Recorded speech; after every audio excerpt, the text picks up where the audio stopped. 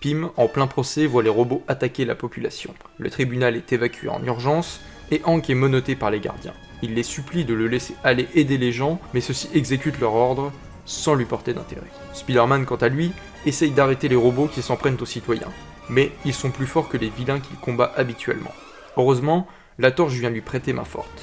Les deux travaillent alors ensemble, tout en échangeant des plaisanteries, pour dédramatiser la situation. Au manoir Xavier, Charles ordonne à tous les élèves de se rendre dans les sous-sols en urgence.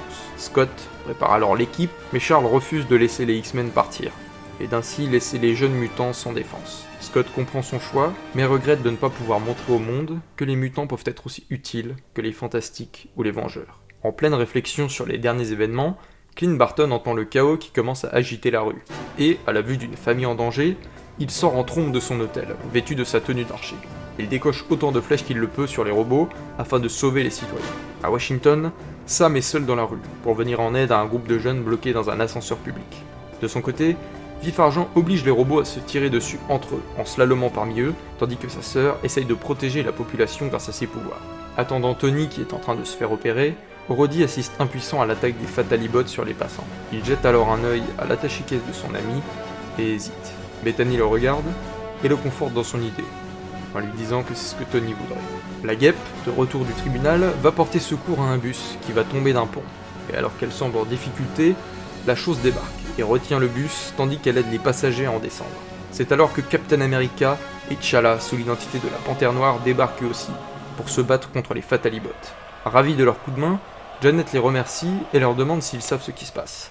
À ce moment-là, les Fatalibots se relèvent, comme si aucun dégât ne leur avait été causé. La chose demande alors en quoi sont faits ces engins, et T'Challa comprend à quoi a servi le vibranium volé. Sur l'héliporteur, Dugan ordonne d'envoyer des patrouilles un peu partout dans le pays, afin de protéger la population. Au Texas, des Fatalibots s'en prennent violemment aux passants. Wolverine sort de sa chambre d'hôtel, ravi de trouver enfin un peu d'action. Alors qu'ils sont en difficulté, Spidey et la Torche voient dans le ciel un nouveau robot arriver, mais plus fin, plus rapide. Et au fur et à mesure qu'ils se rapprochent, ils reconnaissent tous deux le Vengeur en armure, Iron Man.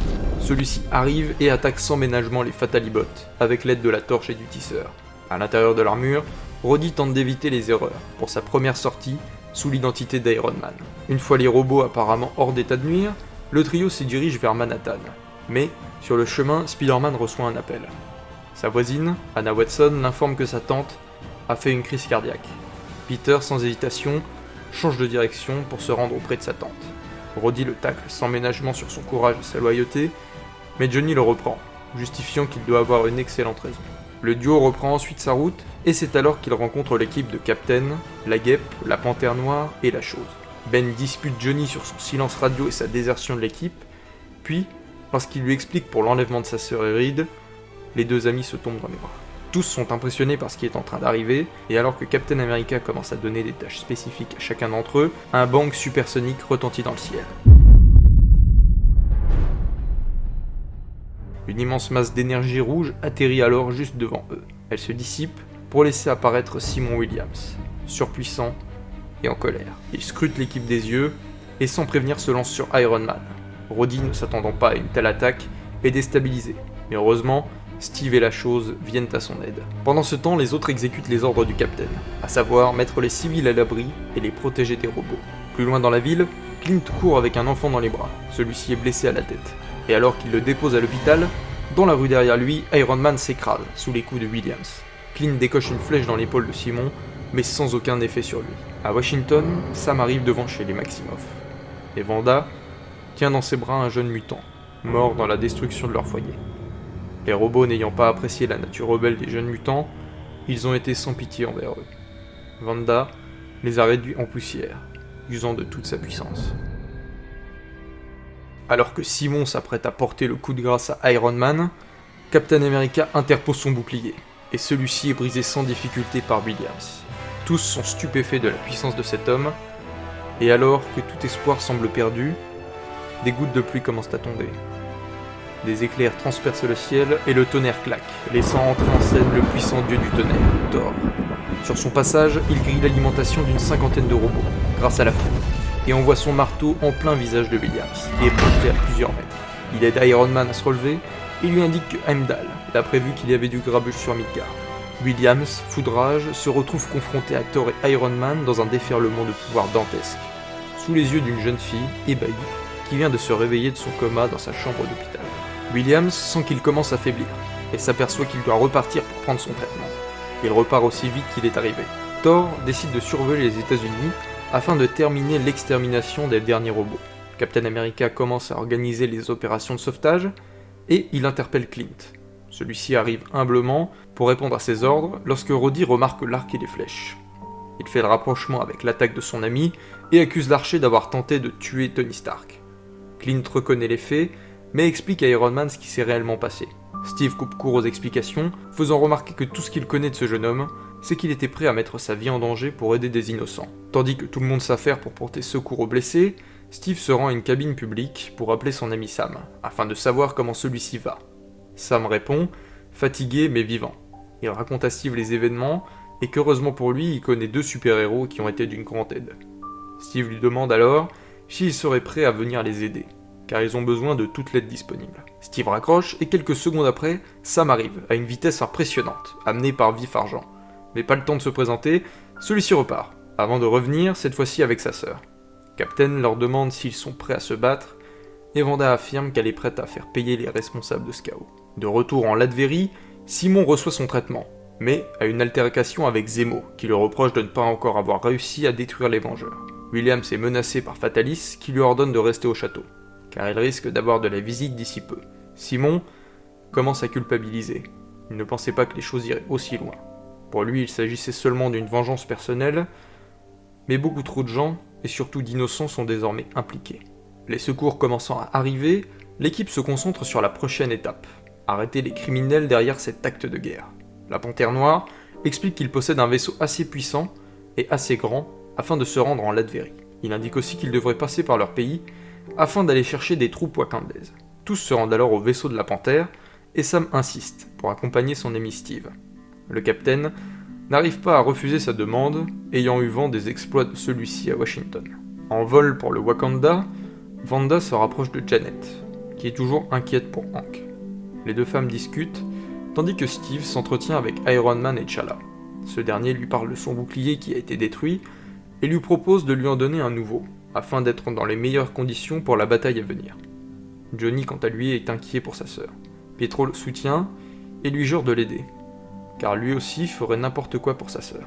Au même moment, dans la cellule de Suzanne et Reed, celui-ci appelle Fatalis, voulant négocier avec lui pour laisser partir sa compagne, mais sans succès. Elle lui suggère d'arrêter et de garder ses forces. Il lui demande de le pardonner de ses erreurs et lui promet qu'il fera tout pour devenir un père exemplaire et le meilleur des maris. À ces mots, Suzanne le dévisage et Reed lui sourit en lui demandant si elle aimerait devenir sa femme.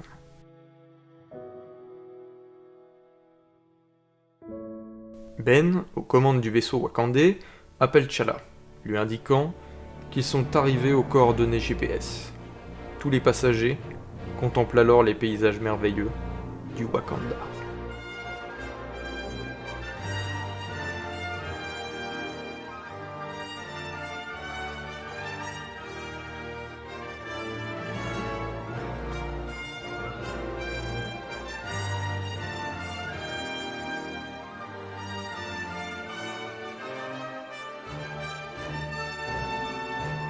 Une fois atterri, T'Challa ordonne la préparation de plusieurs troupes, tandis qu'il se rend au labo avec Steve et Sam. À l'intérieur, il offre à Steve un nouveau bouclier, constitué de vibranium sous sa forme la plus pure, quasiment indestructible. Remerciant chaleureusement T'Challa de son cadeau, il lui demande s'il n'aurait pas quelque chose pour Sam. T'Challa hésite, mais il est reconnaissant envers Captain d'aider son pays, et décide alors de conduire Sam à une pièce, dans laquelle se trouve un prototype d'aile permettant de voler. T'Challa lui donne alors un énorme manuel et lui suggère de le lire avant d'être arrivé en Latverie. Il ordonne aussi à ses sujets de charger le matériel dans le vaisseau avant que celui-ci ne reparte en direction de la base d'opération des Maîtres du Mal.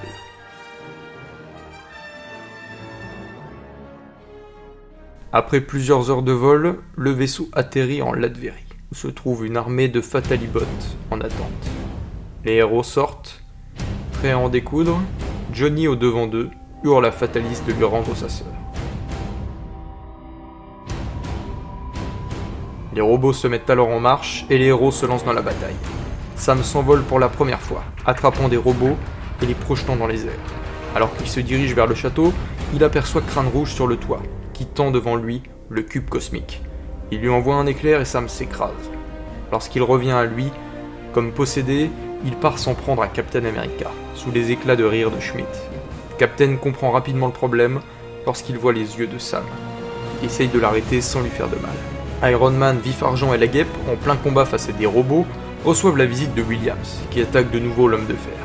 Clint se précipite alors sur lui pour l'aider, mais il est violemment repoussé par Williams, ce qui permet à Rhodey de le frapper un grand coup. Rhodey aide Clint à se relever, et les deux hommes commencent à éprouver un respect mutuel, tandis que les deux fantastiques essayent de pénétrer dans le château.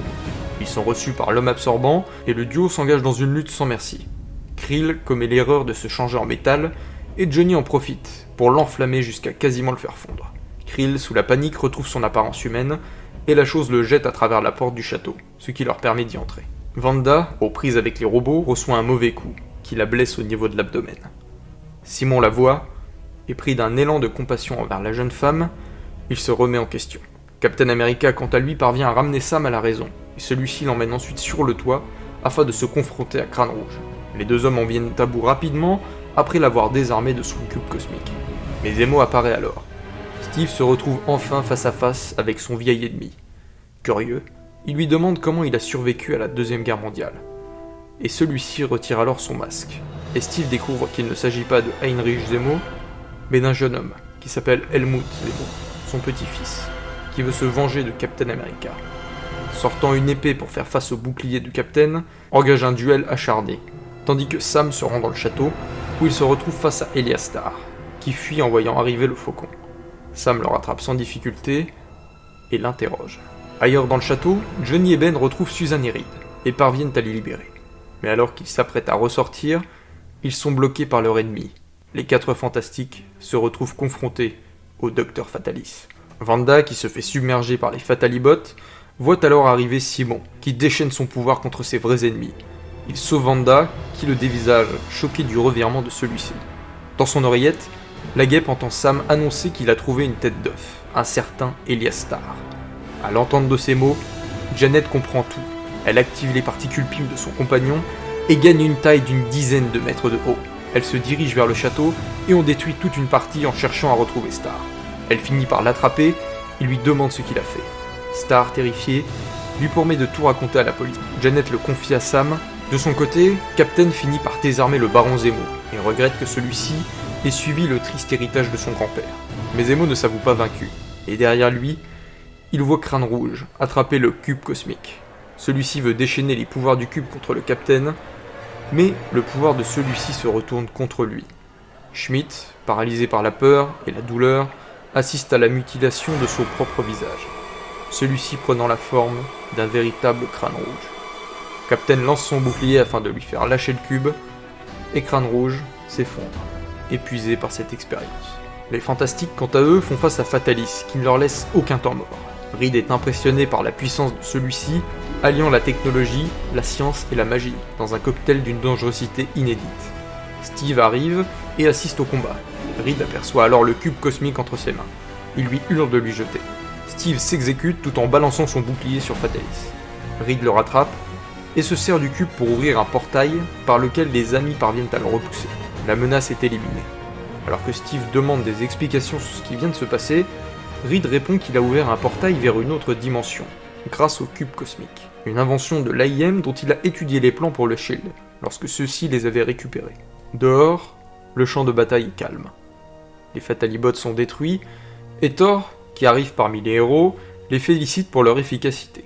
Simon porte Wanda et la conduit au vaisseau afin de la soigner. Celle-ci le remercie et trouve un surnom à son héros, Wonder Man. Les Fantastiques, accompagnés de Captain America, sortent des ruines du château. Tous montent à bord du vaisseau et se retrouvent face à Williams. Simon, honteux, baisse la tête et sort. Il explique ses motivations et la façon dont il a perdu le contrôle de la situation, sous les yeux de ses anciens adversaires, dont il a gravement blessé certains. Il commence à faiblir et s'effondre par terre. Il explique le virus implanté afin d'assurer sa fidélité au maître du mal. Wanda se lève alors, mais elle est retenue par son frère, qui lui rappelle qu'il a essayé de les tuer. Wanda lui rappelle alors qu'il l'a sauvé et s'approche de lui tout en utilisant ses pouvoirs, afin d'essayer de détruire le virus. Mais, affaiblie par sa blessure, elle n'y arrive pas. Clint vient l'aider à se relever, sous les yeux méprisants de Pietro, qui n'en comprend pas l'agissement de sa sœur. Wonder Man parvient à se lever, pour partir s'éteindre hors de leur vue. Dans le vaisseau, Janet demande au criminel de lui venir en aide, mais Star répond que la machine a été détruite avec le château, et qu'il ne peut donc rien faire. Steve regarde Reed, puis Iron Man. Simon, qui continue d'avancer, sent une main lourde se poser sur son épaule. Il se retourne et voit alors Iron Man avec le cube cosmique. Celui-ci lui fait remarquer que Tony Stark n'est pas un enfant de cœur, mais il sait qu'il ne laisserait même pas son pire ennemi mourir devant lui sans rien faire. Roddy utilise alors le cube pour effacer le virus de l'organisme de Simon. De nouveau en pleine possession de ses moyens, il remercie Iron Man, et il regarde l'horizon. Ne sachant quoi faire de sa vie à présent, il lui propose de le raccompagner en prison. Iron Man lui donne une tape sur l'épaule, en lui demandant s'il n'est pas au courant que les Vengeurs recrutent. Simon sourit à cette proposition, tout en fixant Wanda, qui lui sourit, soulagée. Quelques jours plus tard à l'hôpital, Tony, dont l'opération a été un succès, discute avec la lieutenant Mercedes Knight, qui lui promet de garder le secret pour Iron Man. Puis, il reçoit la visite de Clint et Simon, qui ont des choses à lui dire. Tony sourit en leur expliquant que Iron Man leur a déjà fait un résumé, mais qu'apparemment ils se sont montrés dignes d'être des Vengeurs. Simon rend ensuite visite à Wanda. Quelques chambres plus loin, Peter Parker, au chevet de sa tante, regrette de ne pas avoir été là lorsqu'elle avait besoin de lui. Voyant que les Vengeurs et les Fantastiques ont très bien réussi à s'en sortir sans lui, il n'est pas sûr que rester Spider-Man soit la meilleure chose qu'il puisse apporter au monde. Il sort dans la rue et jette son costume dans la poubelle la plus proche. Sur l'héliporteur, Steve se rend auprès de Fury, qui se remet de sa blessure. Nick lui demande alors à Service partir à la recherche de l'agent double Jessica Drew. Alors qu'il s'apprête à partir, il croise le chemin de l'agent Maria Hill. Nick lui présente alors son nouveau bras droit, indiquant que Dugan se sent trop vieux pour ses conneries. Il lui annonce que celui-ci a pris sa retraite en début de semaine. Janet, devant Rikers, attend avec impatience. La grille finit enfin par s'ouvrir pour laisser apparaître Hank. Les semaines passent, et une fois tout le monde remis de ses émotions, au manoir des Vengeurs, Iron Man annonce la libération de Hank Pym, tout en mettant au grand jour la manipulation dont il a été victime par Elias Starr, qui, par jalousie, a modifié la chimie de son cerveau, le conduisant à tuer un homme. Pym a pu être libéré et a suivi un traitement permettant d'éliminer toute trace de la toxine qui influençait son cerveau. Il annonce également l'arrestation de Justin Hammer, responsable d'une tentative d'assassinat contre Tony Stark. Il informe sur la toute nouvelle collaboration des Vengeurs avec le SHIELD et le gouvernement américain, afin que de telles attaques puissent être anticipées à l'avenir. Et également que les États-Unis peuvent désormais compter sur l'amitié du Wakanda et de son roi T'Challa. Pour finir sa déclaration, Iron Man annonce la venue de nouvelles recrues au sein des Vengeurs, qui ne sont autres que Captain America, la Sorcière Rouge, Œil de Faucon, Wonder Man, Vif Argent et le Faucon. Le soir même, tous se retrouvent pour un heureux événement.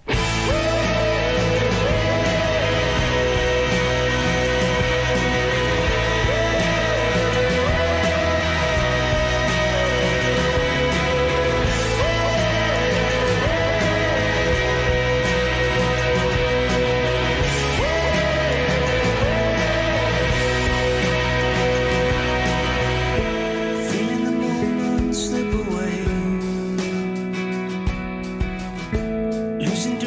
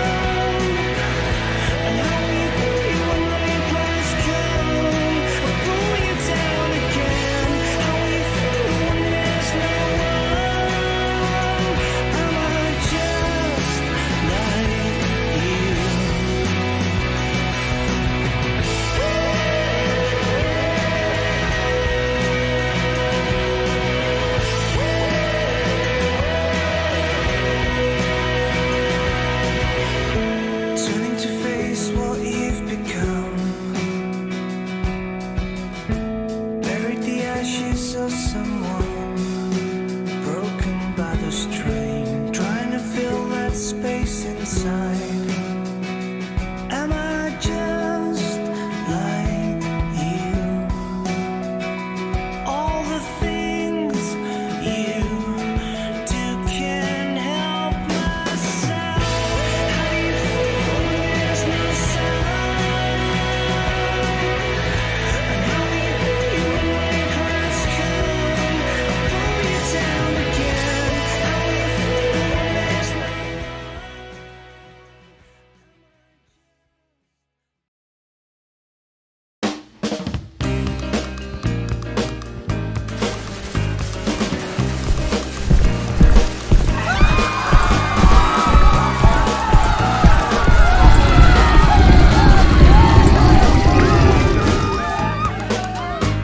last night